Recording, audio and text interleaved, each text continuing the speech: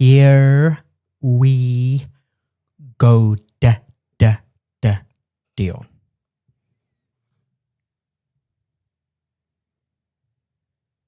Welcome to yet another episode of Not Yet Mature, the podcast series talking about life and business, the mix between the two, and hopefully allowing the entrepreneur and founder to find some insights of what the path looks like, or rather should look like ahead. XCAP has a vision that the ethical business that is formed around servitude and relational transactions should be given the advantage to exit the finite space and enter the infinite games. This, collectively, is our mission and our goal.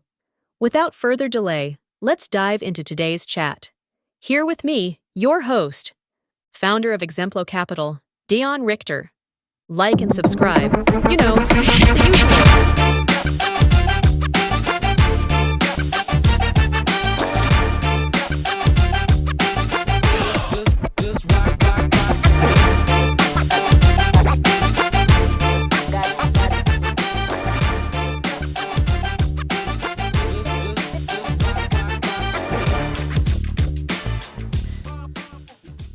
Our Keynotes, Masterclasses, and webinar series officially kicked off.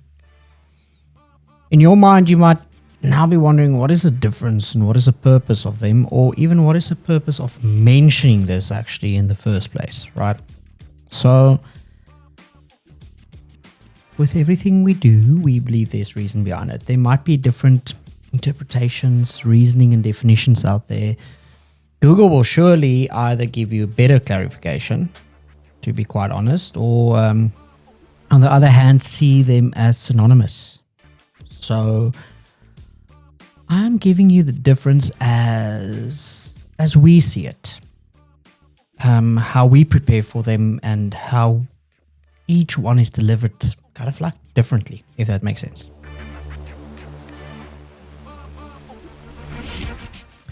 So welcome to today's episode.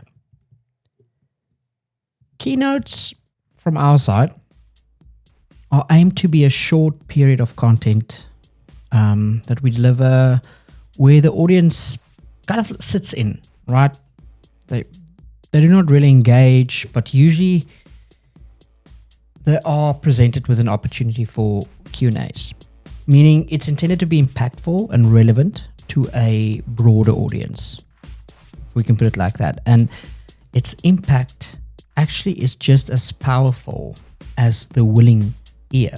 That's the impact that it leaves. It's what the audience does with it afterwards and how they take that message further, if that makes sense. At XCAP, we do keynotes when we notice a common problem, a topic or phase that our clientele are in, or a common series of questions that we get. Instead of replying to each of them, we then decide what are actually super important for the audiences, in their business and leadership development. What are the important things that we think they should gain to get this kind of like competitive advantage in life, I guess? What would be to their advantage? We then package that.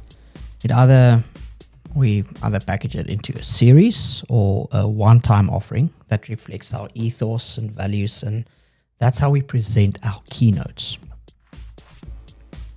During the year, a lot of our training, our presentations, our visits and lectures will include reference or foundational aspects of what we deliver in our keynotes, simply because that's our headspace for the year, if we can put it like that, the door we enter through to access 2025.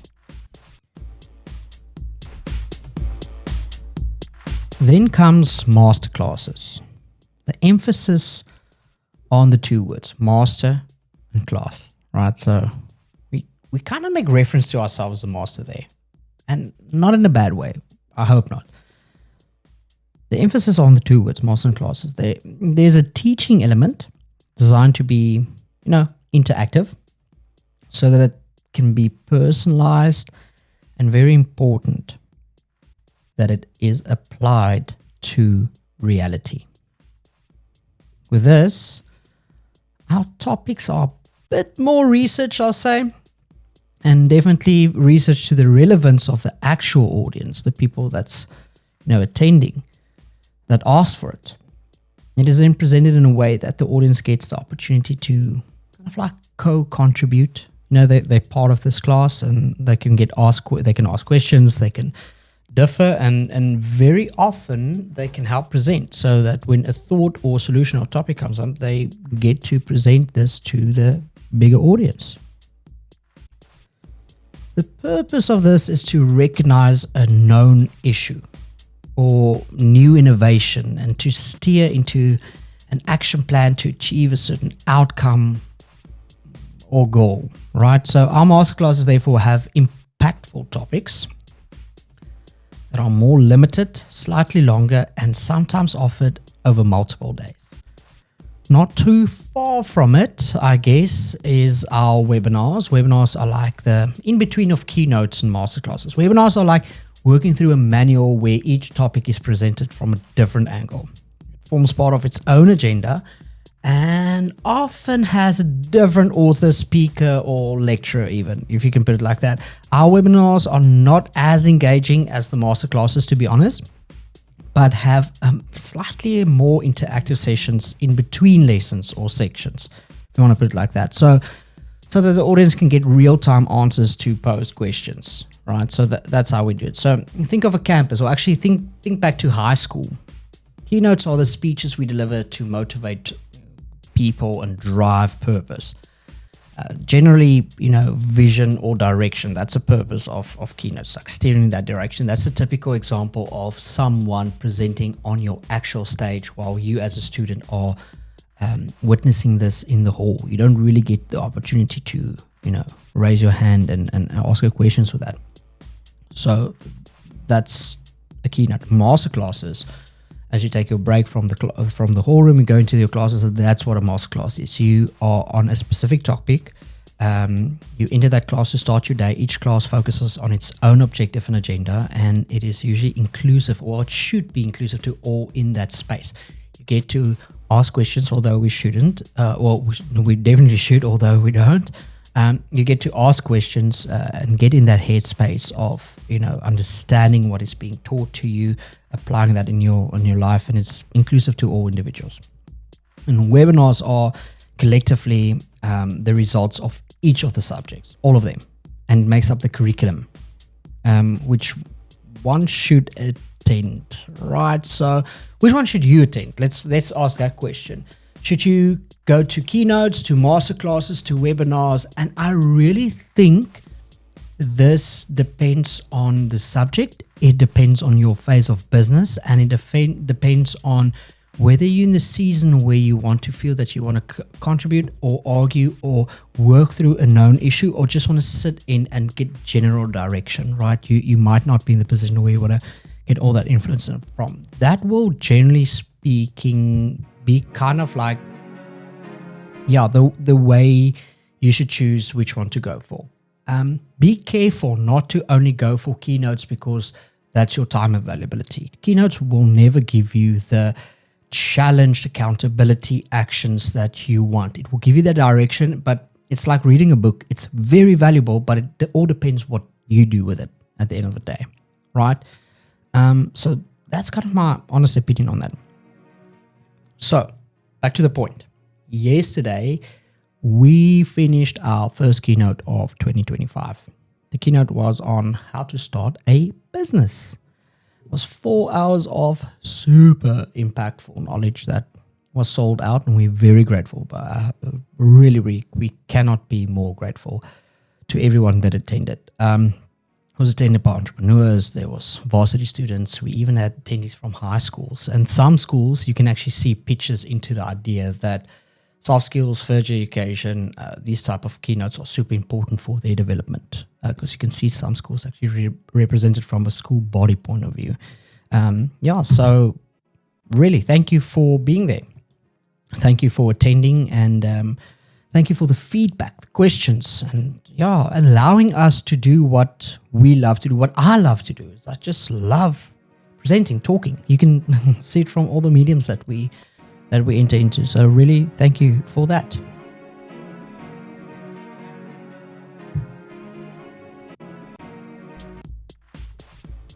If you were not there, maybe you have a question around starting a business, email us, send us a DM. Our ethos is to help in one way or another. We will answer them and see where we can help. So feel free to reach out to us if it's relevant to starting a business, if it's relevant to scaling, leadership, discipleship, those type of things. Maybe just have a look at what keynotes are coming up to rather join in on that. You can send your questions in beforehand, by the way. But when it's relevant to starting the business, and maybe you feel that you kind of like missed out on that one, definitely let us know, and it will be our pleasure to have you there. Okay, so maybe you even know of someone that just started out, someone that's in school or varsity with interest in business, entrepreneurship, or leadership. Connect them with us. Share this podcast. It's free. It's paid for by our sponsors. Take it. It's yours. Just take it. On that note, I wanted to take this opportunity today not only to tell you what the difference between class and school is, right? That, by the way, is given so that you understand what you should expect by attending insightful skills development events and content. Anyway, from our keynote, we tackled 40 must-dos, 15 things to consider, and 10 strictly have-to-avoids, right? That's what we tackled yesterday. So we really went in depth on how to start a very successful business in South Africa. What are the attributes, tips, collectively, not only from us, from industry leaders. That's the thing, from consultancies. We see what works in the actual business space. We see that's what's developed. We see the approaches we get, and we get influenced by what is trending and working out there from very good authors in South Africa and the world, and kind of follow the trend of scale. And we take the known, the actuals, not the debatables, and we present this. Our considerations might be the debatables, but the rest are really helpful tips. So we took 40 must-haves, 15 considerations, and 10 strictly to avoids. Don't do that. Be very careful with that. And that's what we discussed yesterday. But today, I want to do this. I want to take 10 tips. And I won't say it's the top 10. I won't say it's the hottest 10. I'll definitely say, just generally speaking, it is when I read the questions afterwards and I took the 40, the 15, and 10 that we presented, it kind of showed me more or less 10 items that touches base on that and the continuous curiosity after the presentation to give you the basics that is easily usable in your business, easy things to approach, easy things to implement, and that's what we talked here today. So in no way they're in a specific order. It's not in a checklist form. And in no way we're going to go super into depth in the sense of, doing the work for you. We don't know you as a company. We'll love to work with you and find out. But in any case, so here's that 10. So the first things first is, point number one, that when all of this, keep in mind in the sense of starting a business, not necessarily scaling. Some of the points might be applicable and re-mentioned in scaling a business, but we're talking about starting a business. So for the first thing that you need to remember is you can actually test interest in your product or service before you launch it. So in the past, what people did is they would one of the methods that people did, they will bring out this new product, let's say the pen, right? And they will test it in the market by doing a soft launch or limited launch, or give away products to certain people, and that people will use it and test it. And at the end of the day, they will gain feedback from whether the market is interested in this product, right? So that's a way people did it. And the problem with, not the problem, but one of the biggest risks with that is you don't know if people are interested. There's cost, revenue, resources, time, everything involved to test this product. So, and you have seen this, especially on Facebook before. So what a lot of companies are doing now, or the biggest trend because of digital media, this works absolutely well. So people take a concept, an idea, product, and they label it as a actionable, a realistic, a real product. Let's say I want to bring out new coffee beans. I can literally take white label coffee beans adverts out there, go to a digital content creator, go to ChatGPT, go to any free media and take my logos and designs and just package it as a real product. Then take a very small budget, go onto Facebook, target the audience or the geography that you are selling this product in. Do not take money from it. You advertise the product as not coming soon. You advertise it as all the benefits it does have. But you advertise it with a sign up list or interested now or buy. The label can say buy, but when people click on it, it tells you that this product is not currently available in your market or industry or sector or place. Please join our waiting list by entering this and we'll give you 10% coupon, when it's there. By doing this, you can immediately test the interest to the product that you want to launch in certain markets. So we went through that strategy in depth on how you can do it, what's a couple of methods that you can do. But in a nutshell, you are able to legally test if there's interest to a product without the product even being designed. The second point that I want to bring out is you need to co-create with perceived value. Okay, what does this mean? This means that when you do have a product or service or you are running this business, or even you're just doing surveys and asking people from it, ask the question, why would you buy from us? Why are you buying from us? And why are you using our products? What is the benefits that you find it? The biggest issue that people say is they sell a product or service based on the value that they created it by. It's called corporate pride. And at the end of the day, that's not necessarily the reason why people buy your product. There's a huge reason why human behavior specialists and human psychology has become such a massive thing of sales. And at the end of the day, it boils down to this. If you're an entrepreneur or startup, you can be introvert or extrovert. You need to start developing the skills of asking questions why they do behave the way they do when it comes to product buying. So I use this as a test always.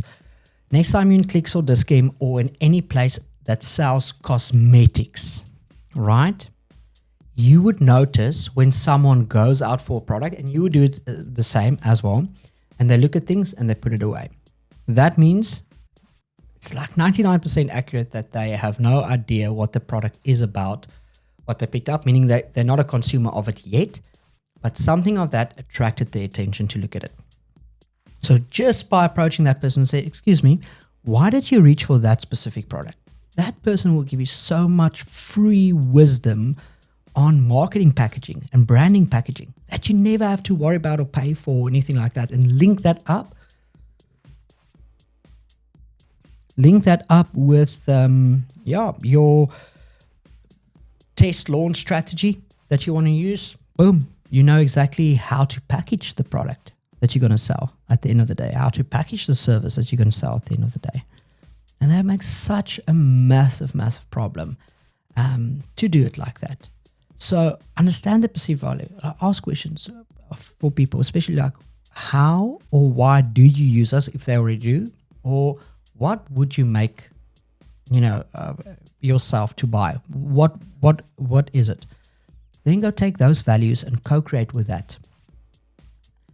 Don't lie about it. Don't just put it on there. Like if they say, they buy a cell phone because it's got a camera, don't go and mention yours has got a camera when it doesn't. Like, don't go on that. But those are the trends that you should push higher or change product, whatever you want to do. So realistically speaking, be truthful on the co-creation of perceived value, or go change your product and service to fall in line with the perceived value. The third one is be a solution to a known problem. And that is so important. When we develop a product or a service and we've got the choice to choose what we're going to offer, we do the following. We go on existing things and we think we can just brand it better.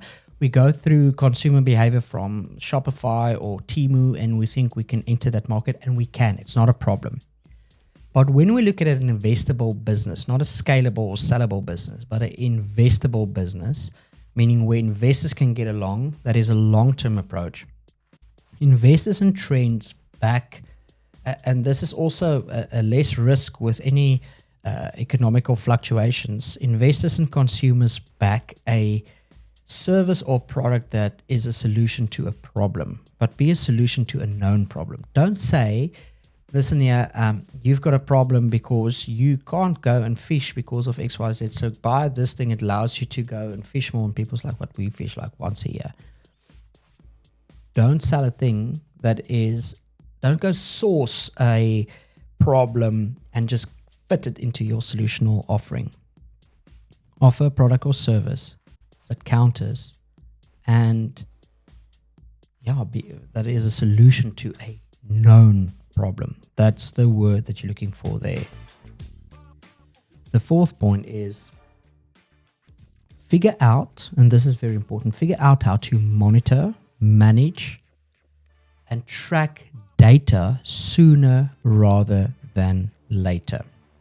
So you are at a point where you're starting a business, and every single service offering for you internally into your business, like your invoicing system, your form system, whatever solutions you're going for, and there's a list of solutions. Like yesterday, we went through so many free solutions that can actually help your business that you should incorporate from the start, that you should consider growing forward. Some paid things that we looked at. So a lot of valuable points there.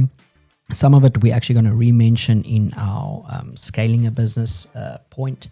But in any case, there's so many resources out there that you should consider. And all of those resources are developed because they offer a solution to your problem, but they offer automation, meaning taking productive time spent away from you so that you can spend it more productively. And then the third thing, very important, is data. They allow to track, monitor, and read data so that you can apply your own business logic to it for your benefit. Business today is data. Data does not lie. We've got all this access to get all the real-time information on consumers, on behavior. So you can be in any sector. You can be in farming, you can be in agriculture. Well, agricultural is farming. You can be in retail, you can be in law, you can be in... it doesn't matter what. Data is everything. Data does not lie. Data has a pattern that can recognize a problem before it even happens. That can recognize a market trend or an opportunity before it even happens and allow you to be in that space. So when we come in as business consultants, we come in at the phase where we see what data we have to use so that we can plan before things happen. So in any case, when you scale, you're going to need all this data. So when you start, have that habit of collecting data now. Get the right resources to track, monitor, and manage that data and understand that interpretation. You don't need to understand the whole bigger picture, but learn how to capture everything. Clicks, campaigning, words, bounce rates on emails, how many calls you've attempted, how many of them were successful and failed, why they were successful, why they failed, how many people bought your product. From those many people that bought your product, how many people picked it up and then said no? Because then at least you know your branding phase is correct. How many people didn't even pick it up? Because now you're pushing on sales, but they were not even interested in the packaging in the first place. The more data you have, figure out how to track that sooner rather than later. The next point is, it is okay if there is a cap, right? So many businesses do not start for the mere fear of there's a cap to it. Let me give you an example. There's a World Cup coming to town. You can do an official licensing. This is now an example. A licensing application to be not a fake, but a real merchandiser for, let's say, the Springboks. You can buy licensing on their logos. They get a cut of it. You can brand your own stuff without going through the whole plagiarism and copyright acts and things. There's methods to do that. But that business has a cap, meaning after the World Cup, most probably that business is going to fail. So because of that reason, so many people do not take that on. that is now a very short opportunity window. There's other businesses, for example, that offers a solution to a problem, but when that problem is solved, there's not necessarily a new problem that business model addresses, and they've got a cap on it. For example, this is usually your people that spreads causes about something. Now, although a lot of them are in the future, but if I were to say my business's goal is for everyone to support local, or my business goal is for everyone to remove the shark nets, once that objective is reached, the business is done. And it's fine if that is. All I'm saying is realize if there is a cap soon, so that you can plan what your exit and next step is and design your structure around it. Meaning, if I know there's a cap, I shouldn't just not do the business or waste the time to not structure it or pay my taxes or anything like that. Do it, but understand that's your cap limit, so that when you reach it, what's the exit plan? Okay, so there's not always a cap, but sometimes it is very known, and it shouldn't stop us from pursuing that. We should just plan the exit beforehand and design your company structure for it, because a company also doesn't look good if they, go like this in terms of, reliability towards the entire infrastructure, I guess. But if you have a holdings company that owns multiple, niches and invests in a couple of things, completely different story. And completely different trust with investors, should there ever need to be one. Number 6 is when your idea, and this kind of falls into the market cap, but when your idea makes too much sense to everyone. Like if you tell people, I'm going to sell this merchandise, and everyone's like, perfect, great idea, amazing idea, definitely. Like no one questions you, where's this coming from or anything like that. Just remember this. When it makes too much sense for everybody, it is a copyable business. And that's fine, just keep it in mind. Keep in mind that other people can do it as well. It is easy for other people to do it. You most probably have little intellectual property on it. It is something that is copyable by anyone else, approachable by anyone else. And that's fine. It's not a problem. Just make sure that you know about it.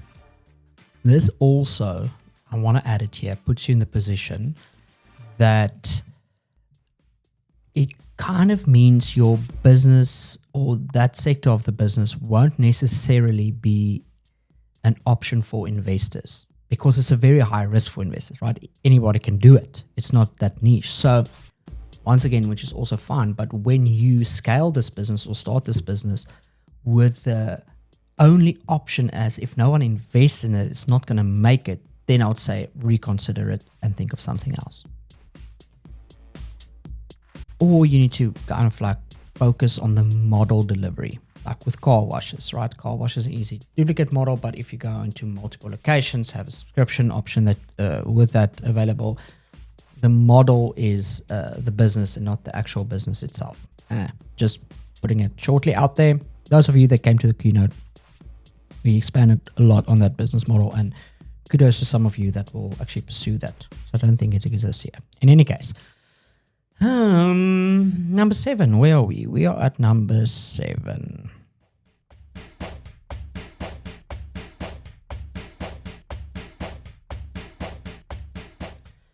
Invest in yourself. Time management and soft skills are a must. Plan for that. Plan out to see what tools you're going to use, what resources you're going to use, or you're going to use a life coach, or you're going to implement that, how you're going to implement that in your structure. You need to invest in yourself, or you're going to debrief. And here is my personal favorite. We're talking about starting a business. Starting a business would take what it needs to make it happen. And it's very easy for someone, I use it in my time management kind of like presentations always when I talk about the picture on the desk methodology, where it's an established made company and you now pushing towards things that really doesn't matter and it takes away your time with the family. That's one thing. But the other thing is a startup needs certain things to make it survive. And if you are called for that startup, which is going to take us to number 8, to trust in God's vision, means you need to see it through. And it doesn't mean from the beginning there will be a balance or stricter boundaries between work, family, work, life, work, that nothing. Every person that teaches it out there, all the psychologists, I beg to differ 100%. 100%. As sometimes the one sacrifices the other, but it's how you manage that. It's how you are aware with that. And it's how you understand your calling with it in that makes you good, in a good way, and a good steward of God's purpose and plan, where so many people just cut it short. No, I'm just going to quit this business, taking away the family time, and everyone applauds him for that. I'm like, yeah, but if that was truly your calling into that space, I don't really think you're getting the case. You didn't steward it well. And in any case, that is a very long discussion on a personal level. If you're in that space, if you're owning a company or whatever, there is not really that balance. The balance is the entire thing in one. There is sacrifices to be known, and managing the resources and expectations within that sacrifice through communications and soft skills. That is what you want to achieve. You are able to make all of them work. There's certain red flags that you should, take a look at. There's certain things that you need to apply, habits you need to get into your life, relationships that you need to focus on and prioritize over everything else. But at the end of the day, it's not a work-life balance thing. I know some people agree with me, but they still label their content like that. But in general speaking, I'm not all for that. Just mentioning number 8 again is you need to trust God's vision and timing with things. And you need to actually act as a good steward of his company. Remember, God is the CEO, not you. You are not the CEO of that company. Number 9 and then number 10, obviously. So 2 more things and then I'm done. Number 9 is you need to make sense of marketing and business lingo way faster. You need to make sense of how marketing works, the lingo that they use, the strategies that they are, and business lingo way faster than you can ever imagine. Don't think you'll learn it on the way. Yes, you will be open to it. It's not a problem. But you need to be proactive on your end to focus on those type of things. And then I said it the other day on social media, I'm going to say it again. Treat your business for its potential and not for its current size. Don't speak of it, belittling it, make it minute or small. Talk big about it, talk proud about it, and talk about it as if it is already at the phase of where you are building it towards. It deserves that respect and honor and acknowledgement, because that is all the time you're going to put in. And if you're going to put all your effort and time behind something that you advertise as small and not worth it, you're really not creating the trend out there that people are looking for in a role model in business that creates a trustworthiness when people kind of join you into that space. This is Not Yet Mature, and you are listening to Dion Richter. Thanks for being here. Please subscribe to our channels